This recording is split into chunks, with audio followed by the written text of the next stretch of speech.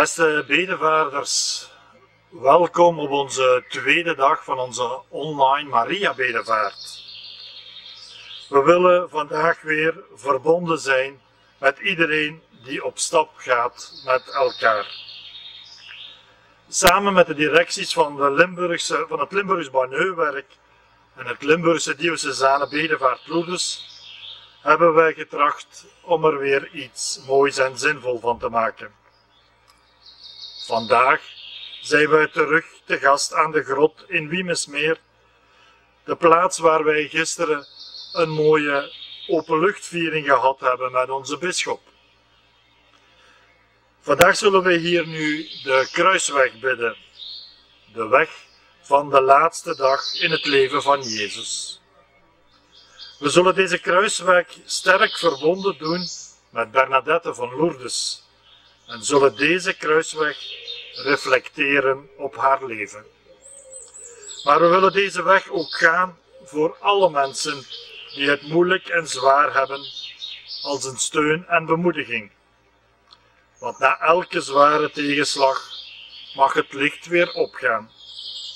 Mag het licht van de verrijzenis ook bij u weer schijnen.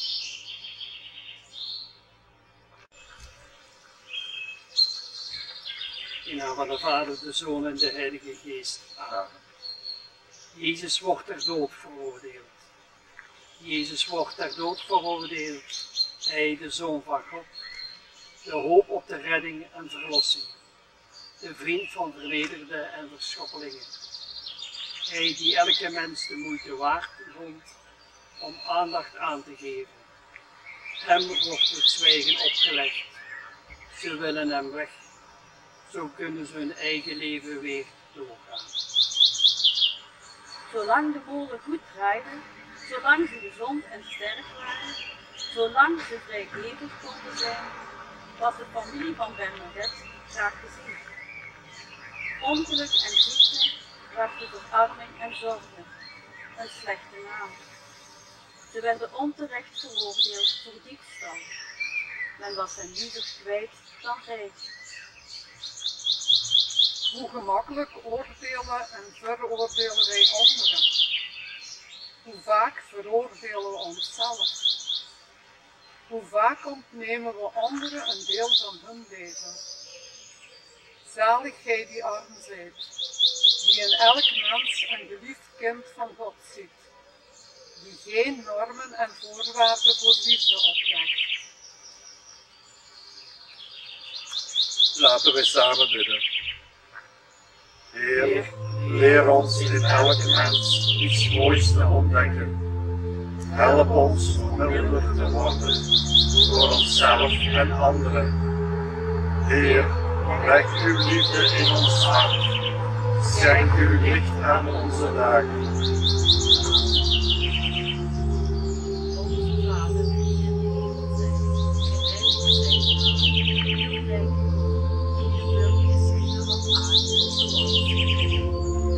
Geef ons heden ons dagelijks brood en vergeef ons onze schulden, zoals ook wij vergeven aan onze schuldenaren. En breng ons niet in beproeving, maar verlos ons van het kwade.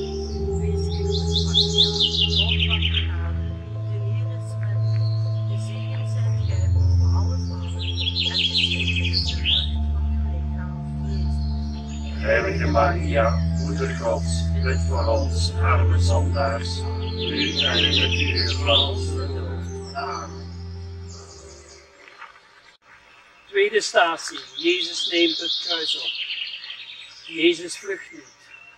Hij koos altijd de kant van de armen en misdeelden. Nu deelt hij hun lot. Niet omdat God het zo wil, maar omdat hij de liefde van God trouw blijft. Solidariteit en liefde boven eigen belang. Hij beschuldigt niemand. Hij klaagt niet om het onrecht hem aangedaan. Hij neemt het kruis op en draagt het uit liefde. Bernadette werd verhoogd. Ze werd uitgelachen. Ze werd bedreigd. Ze bleef naar de grot gaan. Ze bleef haar getuigenis trouw. Ze veranderde er niets aan. Ze voegde niets toe. Niet zij, maar de dame en haar boodschap waren belangrijk. Welke rol kiezen wij? Elk leven kent zijn kruis. Blijven wij onszelf, ons geloof en onze idealen trouw? Of kiezen we voor wat ons vooruit helpt, de weg van de minste weerstand, misschien ten koste van anderen? Zalig gij die arm zijt en alle rijkdom durft afwijzen om trouw te blijven aan je innerlijk ideaal. Heer, geef ons de moed om ons geloof trouw te blijven, ook als het moeilijk gaat. Heer, leg uw liefde in ons hart, schenk uw licht aan onze ogen. Amen. Onze Vader, die in de hemel zijt, geheiligd zij uw naam, uw rijk, wil geschieden op aarde zoals Geef ons heden ons dagelijks brood en vergeef ons onze schulden, zoals ook wij vergeven aan onze schuldenaren. En breng ons niet in beproeving, maar verlos ons van het kwaad. Wees geen goedhartig, vol van genade, de Heer is met u. Gezegend zijt gij boven alle vrouwen, en gezegend is de vrucht van uw lichaam. Heilige Maria, moeder Gods, bid voor ons, arme zondaars, nu en in het uur van onze dood. Amen. Derde statie, Jezus valt de eerste keer onder het kruis.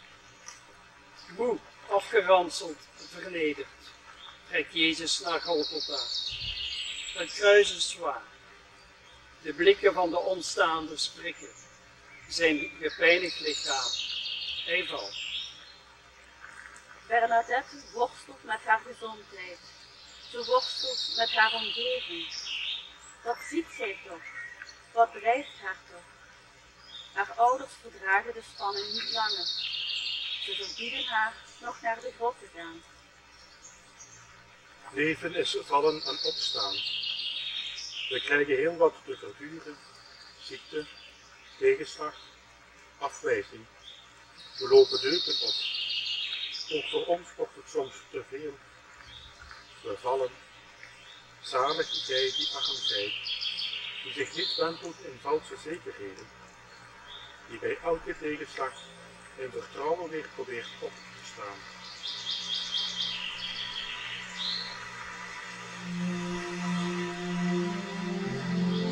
Bidden wij samen. Heer, blijf ons nabij, als het leven pijn doet, als we dreigen het op te geven. Heer, leg uw liefde in ons hart, schenk uw licht aan onze ogen. Amen. Onze Vader, die in de hemel zijt, geheiligd zij uw naam, uw rijk komen, wil geschieden op aarde zoals Geef ons heden ons dagelijks brood en vergeef ons onze schulden, zoals ook wij vergeven aan onze schuldenaren. En breng ons niet in beproeving, maar verlos ons van het kwaad. Wees geen goedhartig, vol van genade, de Heer is met u. Gezegend zijt gij boven alle vrouwen, en gezegend is de vrucht van uw lichaam. Heilige Maria, moeder Gods, bid voor ons, arme zondaars, nu en in het uur van onze dood. Amen.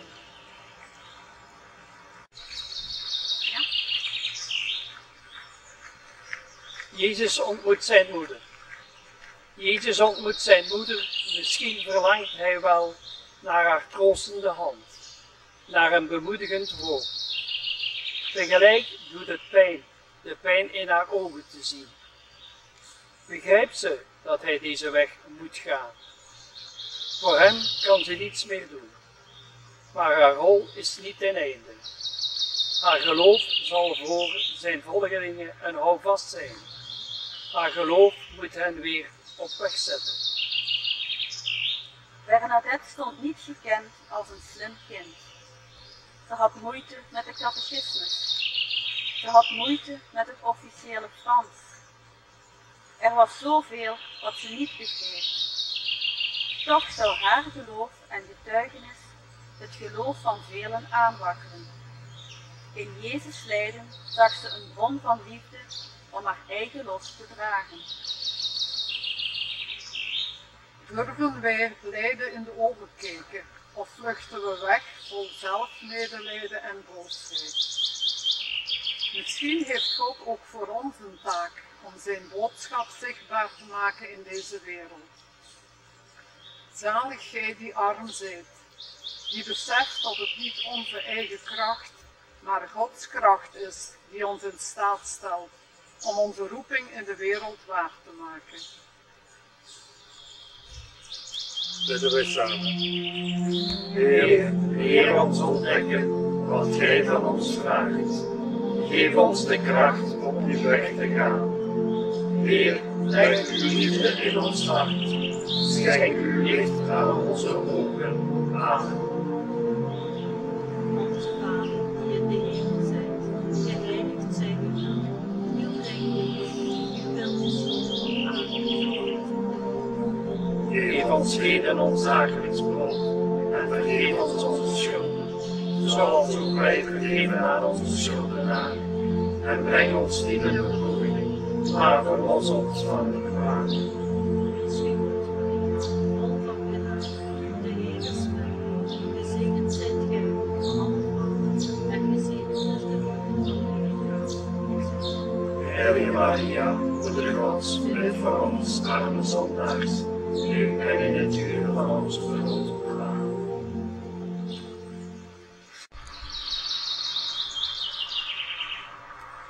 Vijfde statie. Simon helpt Jezus het kruis dragen. Ook de soldaten zien dat het kruis te zwaar weegt, dat Jezus uitgeput is. Ze zoeken iemand om te helpen dragen. Simon van Cyrene wordt opgevorderd. Hij moet Jezus naar zijn dood begeleiden. Niemand vraagt of hij dat wil, of hij dat kan. Bernadette zag de verschijning in de donkere nis van de Mazariër. Ze had hier niet om gevraagd. Het veranderde haar leven en dat van haar familie drastisch. Ik beloof je geen geluk in dit leven, zei de dame, maar wel in het volgende. Een ziekte, een overlijden, een ongeval bij een geliefde. Soms worden we opgevorderd om iemand in zijn lijden nabij te zijn. Willen we dit wel? Willen we dit wel? Zalig gij die arm zijt en vertrouwt op de hulp van God. Als je een taak gegeven wordt, die je krachten ver te boven gaat. Bidden we samen. Heer, geef ons kracht om anderen nabij te zijn in het lijden. Geef ons de moed om hulp te aanvaarden als we zelf in nood zijn. Heer, breng uw liefde in ons hart. Schenk uw licht aan onze ogen. Amen.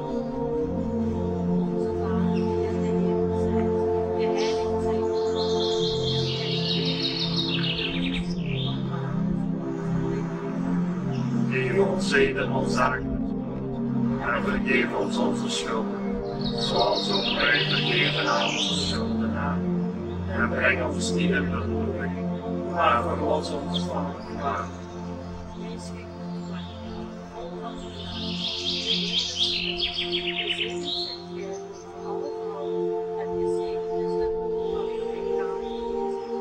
Heilige Maria, Moeder Gods, bid voor ons arme zondaars, nu en in het uur van onze dood. Amen.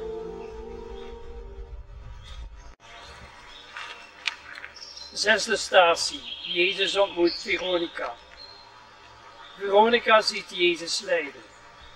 Het is niets om aan te zien. Dat gelaat vol pijn, vol bloed en zweet. Ze kan niet veel doen, maar met haar omslagdoek veegt ze teder zijn gelaat af en hoopt dat het voor even zijn lijden verlicht. Bernadette was vaak ziek.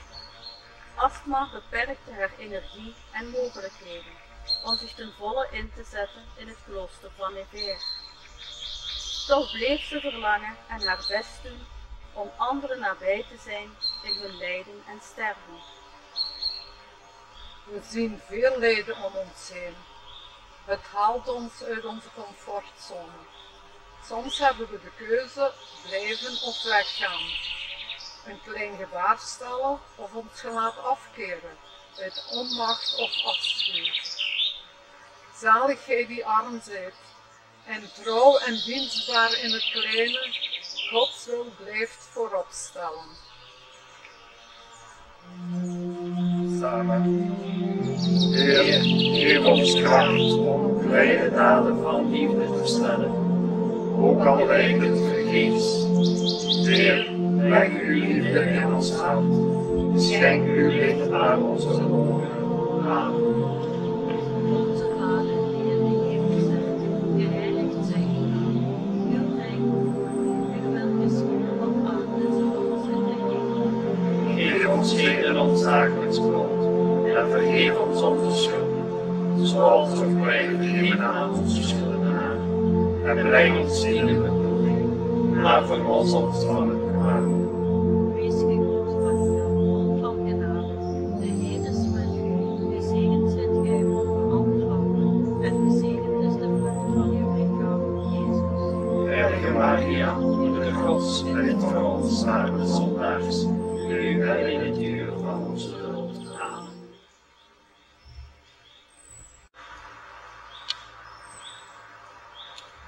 Zevende statie. Jezus valt voor de tweede keer onder het kruis.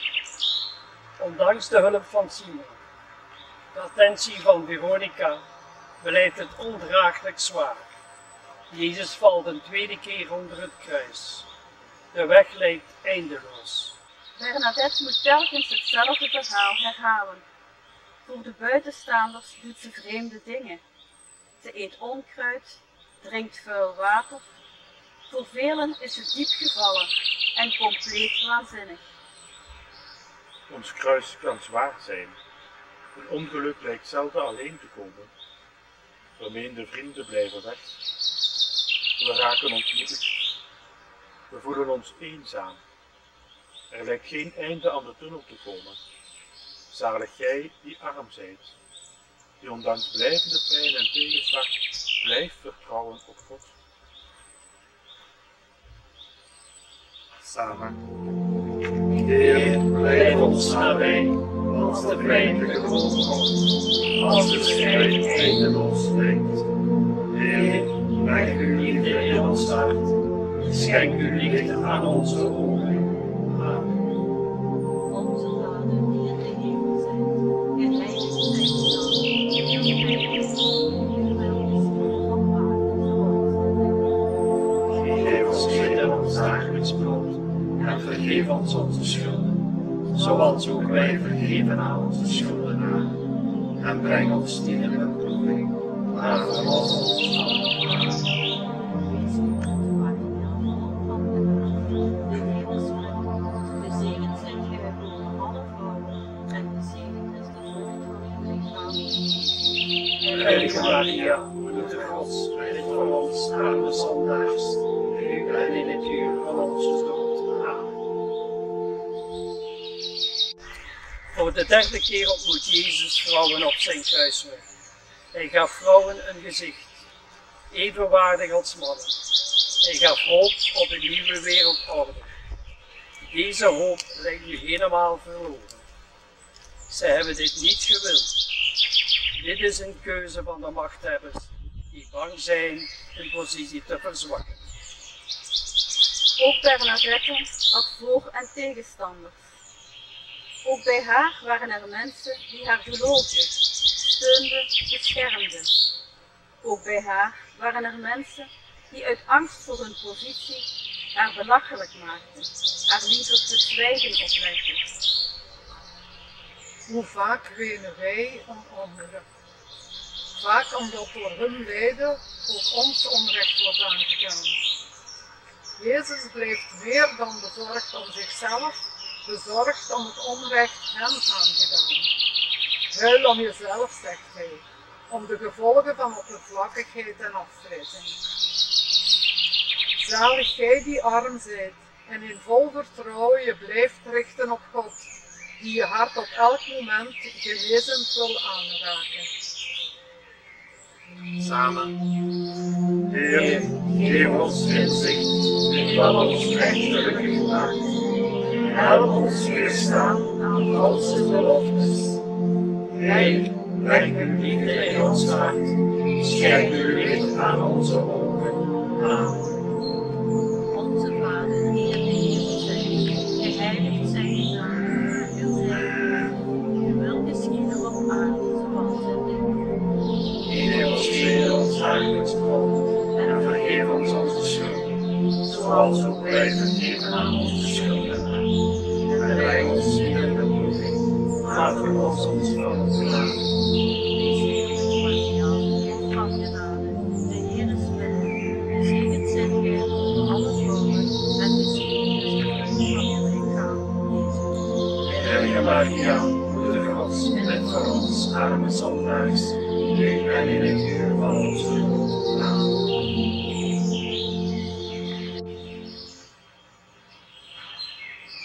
Negende statie. Jezus valt een derde keer.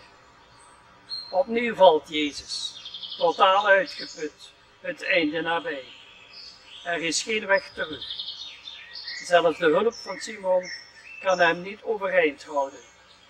Zal het nog lukken om een derde keer op te staan en verder te gaan? Bernadette gaat telkens terug naar de grot. De aantrekking is groot, maar de consequenties ook. Haar familie heeft geen leven meer. Iedereen moeit zich met alles in hun leven. Waar zal dit eindigen? Wie is de dame? Er is geen weg terug. Hoeveel mensen maken het niet mee? Ze krijgen een slechte tijding. Ze laten zich meeslepen door verslavingen. Ze vallen, ze staan weer op. Ze gaan moeder verder, hervallen en nog een keer. Wie kan of durft dan nog opnieuw opstaan? Zalig gij die arm zijt en kijkend naar de Heer telkens weer, blijft hopen en kracht vinden om op te staan. Bidden wij samen. Heer, geef ons de kracht om telkens weer opnieuw op te staan en verder te gaan en te blijven geloven dat Gij met ons gaat. Heer, leg uw liefde in ons hart, schenk uw licht aan onze ogen. Amen. Onze Vader die in de hemel zijt, geheiligd zij uw naam. Uw rijk komme en uw wil geschieden op aarde zoals in de hemel. Geef ons heden ons dagelijks brood en vergeef ons onze schulden, zoals ook wij vergeven aan onze schuldenaren. En breng ons niet in de beproeving, maar verlos ons van het kwaad. Wees gegroet, Maria, van genade, de Heer is met u. Gezegend zijt gij boven alle vrouwen en gezegend is de vrucht van uw lichaam, Jezus. Heilige Maria, Moeder Gods, bid voor ons arme zondaars, nu en in het uur van onze dood. Amen.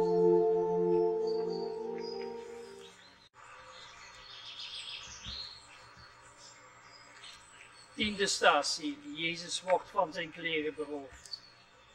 De weg is ten einde. Golgotha is bereikt. En toch, de vernedering gaat verder onder. Voor de ogen van velen wordt hij van zijn klederen ontdaan. Er valt niets meer te verbergen. Zelfs zonder kleren blijft hij in zijn rol. Hij ondergaat zijn lot uit liefde. De familie Soubirous had een vrij goed bestaan. De molen draaide, de klanten waren tevreden, een kind werd geboren. Dan kwamen de tegenslagen. Een ongeluk met moeder, met vader, minder klanten, onvoldoende inkomen, armoede en honger. De molen werd hen afgenomen. Ze kregen een slechte naam. Toch bleven ze een liefdevol gezin, ondanks de pijn en de vernedering. Hoeveel mensen worstelen vandaag met armoede? Ze willen dat hun kinderen mee kunnen in het leven. Soms lijkt het te lukken, Maar telkens valt het doek en worden ze geconfronteerd met hun onmacht. Hoeveel mensen verschuilen zich vandaag achter een mooie gevel, een schoon gezicht, een grote auto, maar verbergen een leven van veel pijn, angst en teleurstellingen. Ook voor hen valt vroeg of laat het doek en wordt de schaamte vaak onverdraaglijk. Zalig gij die arm zijt, die zonder masker puur jezelf kan zijn, in vertrouwen dat God je bemint, hoe je ook bent. Bidden we samen. Heer, geef ons de kracht om in ons geloof te blijven staan, zelfs bij tegenspoed. Heer, leg uw liefde in ons hart, schenk uw licht aan ons geloven. Amen. Onze Vader, die in de hemel zijt, geheiligd zij uw naam. Uw rijk komen, uw wil geschieden op aarde zoals in de hemel. Geef ons heden ons dagelijks brood en vergeef ons onze schulden, zoals ook wij vergeven aan onze schuldenaren. En breng ons niet in beproeving, maar verlos ons van het kwaad. Wees gegroet, Maria, vol van genade. De Heer is met u. Gezegend zijt gij onder alle vrouwen, en gezegend is de vrucht van uw lichaam, Jezus. Heilige Maria, moeder Gods, bid voor ons arme zondaars, nu en in het uur van onze dood. Amen.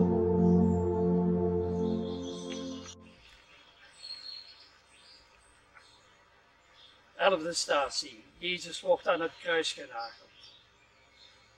Eenzaam, vol pijn, naakt wordt hij, die voor velen zoveel lief. Jezus wordt aan het kruis genageld. Eenzaam, vol pijn, naakt wordt hij, die voor zoveel een zegen was, aan het kruis vastgenageld. Elke slag een verwijt dat in zijn vlees binnendringt. Zijn handen die anderen heelden, worden genadeloos geschonden. Zijn voeten die hem naar de minste der minsten brachten, wordt aan het kruis vastgenageld. Nadat de dame haar naam bekend maakte, waren velen overtuigd van Bernadette's verhaal. Ze werd een sensatie, het meisje dat onze lieve vrouw ontmoet had. Ze wilde haar aanraken, haar vriend zijn, haar vasthouden. Voor anderen bleef ze een jonge dwaas, die nonsens vertelde en belangstelling zocht.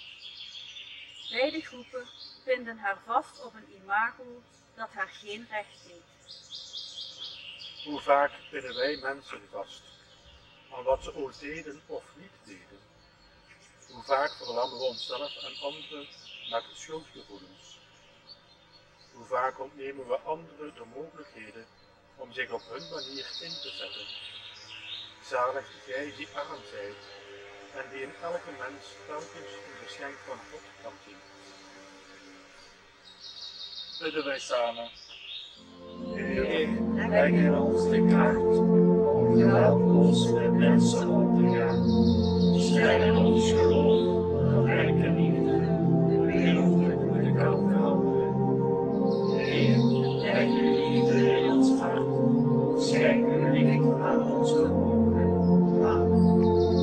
Onze Vader die in de hemel zijt, geheiligd zij uw naam.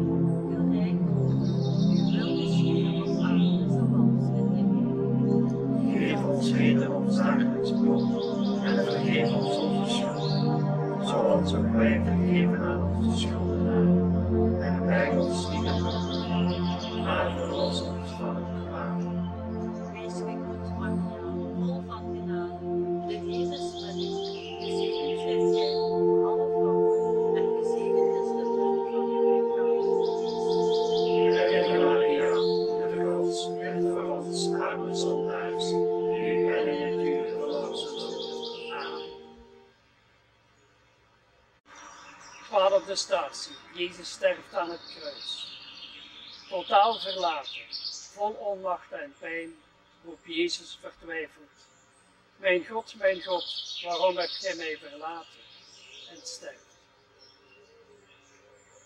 Hij die tegen zoveel zei, uw geloof en uw vertrouwen zijn uw redding. hoe diep moet hij geleden hebben, dat hij zelfs van zijn vader verlaten voelde. Een moment van intense pijn. Bernadette had geen gemakkelijk leven. De armoede, de slechte woning, het gebrek aan goede voeding, ontoereikende kleding, levenslang gezondheidsproblemen. Ik beloof je geen geluk in dit leven, zei de dame, wel in het volgende. Bernadette geloofde haar, maar in haar armoede, eenvoud en zwakheid kon ze aan het eind van haar leven zeggen: ik ben het nu al. Ook wij kennen mensen voor wie er in dit leven blijkbaar geen geluk is weggelegd. Sommigen raken erdoor verbitterd, maar sommigen dragen hun lot sterk en zijn een bron van kracht voor anderen. Zalig gij die arm zijt, die ondanks tegenslagen en pijn toch gelukkig en dankbaar kunt zijn om kleine dingen. Bidden we samen. Heer, geef dat wij in momenten dat wij ons verlaten voelen, toch uw nabijheid blijven ervaren. Heer, breng uw liefde in ons hart, schenk uw licht aan ons hoofd.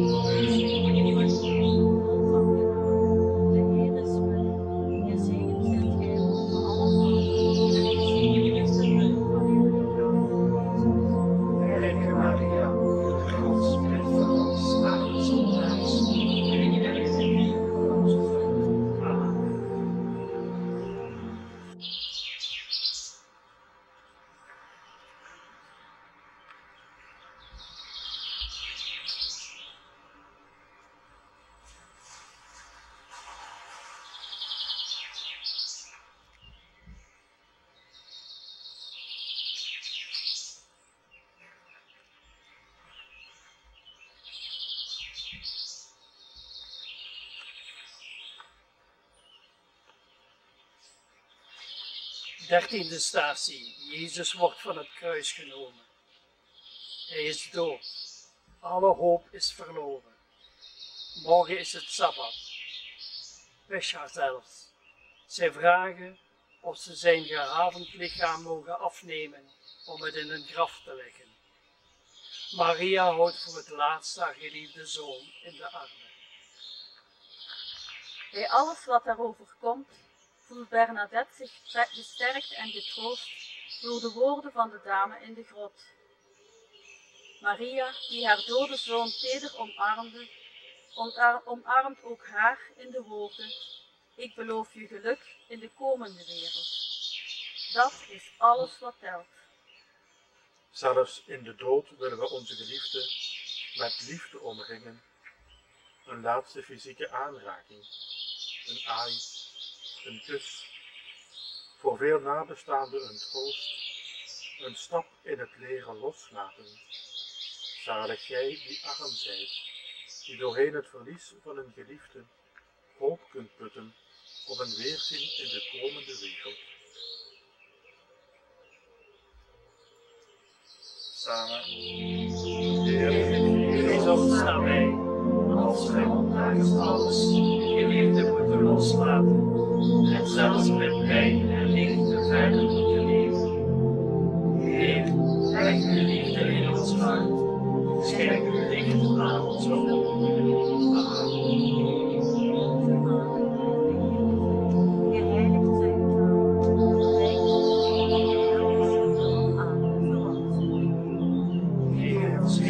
Dagelijks brood en vergeef ons onze schuld, zoals ook wij vergeven aan onze schuldenaren. En breng ons niet in beproeving, maar verlos ons van het kwaad. De Heer is met u, gezegend zijt gij boven alle vrouwen, en gezegend is de vrucht van uw lichaam, Jezus. Maria, de Gods, bid voor ons arme zondaars, nu en in het uur van onze dood. Amen.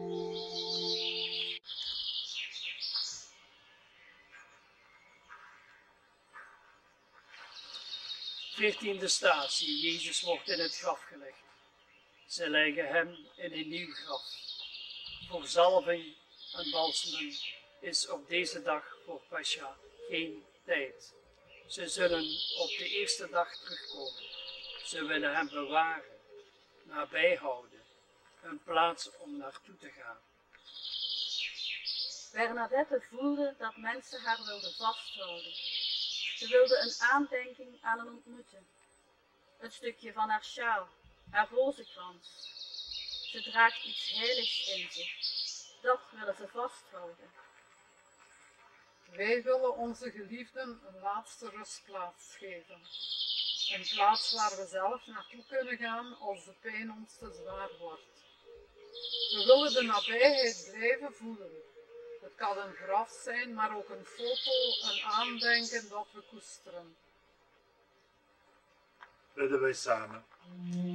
Heer, leer ons die in de hemel staat, en vertrouwen dat Gij het overneemt en niemand verloren laat gaan. Heer, leg uw liefde in ons hart, schenk uw liefde aan ons over. Amen. Onze Vader die in de hemel bent, geheiligd zij uw naam. Rijk uw wil geschieden op aarde zoals in de hemel. Geef ons heden ons dagelijks brood, en vergeef ons onze schulden, zoals ook wij vergeven aan onze schuldenaren. En breng ons niet in verzoeking, maar verlos ons van het kwaad. Wees gegroet, Maria, vol van genade. De Heer is met u. Gezegend zijt gij boven alle vrouwen, en gezegend is de vrucht van uw lichaam, Jezus. Heilige Maria, de Gods, bid voor ons arme zondaars, nu en in het uur van onze dood. Amen.